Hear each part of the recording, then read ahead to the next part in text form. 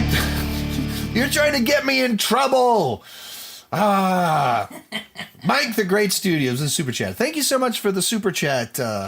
Les, thank you for trying to get me in trouble. But also, sometimes it's fun to get in trouble. Do you think Melissa Barrera being removed from Scream 7 was reasonable?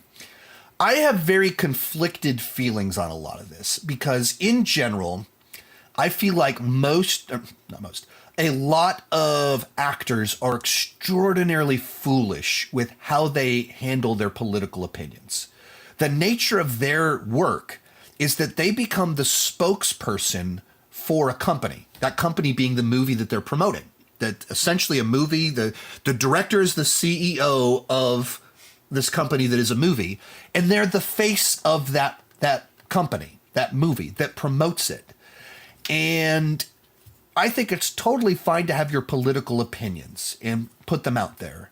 There's a lot of actors that are just so loud and so abrasive with their opinions that I think it's foolish. Like, I think it's very unwise because you create a weird situation where you are now the face of my thing and you're saying very polarizing, divisive things.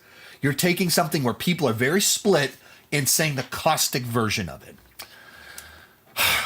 So right off the bat, I don't think actors should be doing that.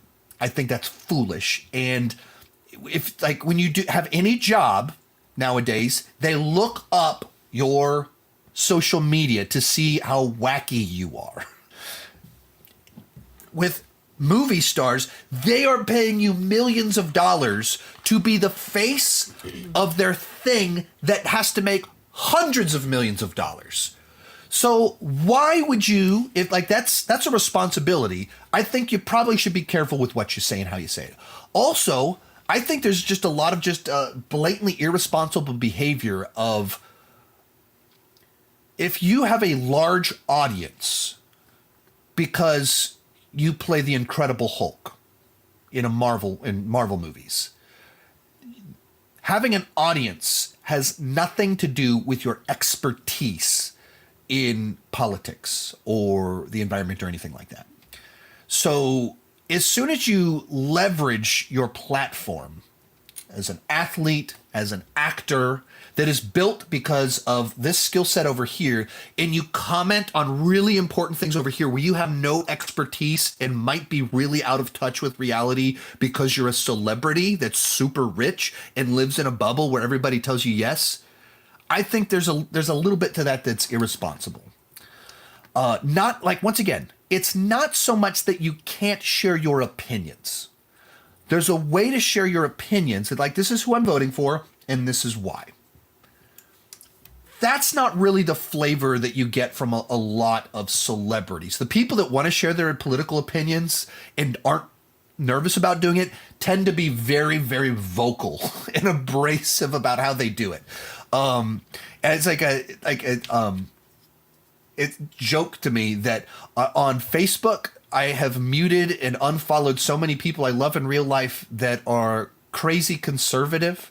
And on Twitter, I've muted a bunch of people that I love and care about deeply in real life because they're crazy liberal. And I live in both worlds, and people that just kind of get that crazy online share your opinions without a filter or without considering how it will affect other people, I just mute and unfollow people like that because I get sucked into that world.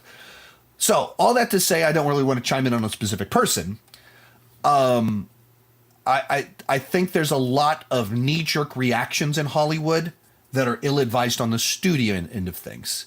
That whether that's Melissa getting fired, whether that's Gina Carano getting fired, whether that's James Gunn getting fired, there's this thing where something happens and then they're like, oh, wait a minute, we gotta squash this before it gets out of control, and they do something that it just immediately bites them. Immediately, it's a terrible, terrible idea that they acted so rashly.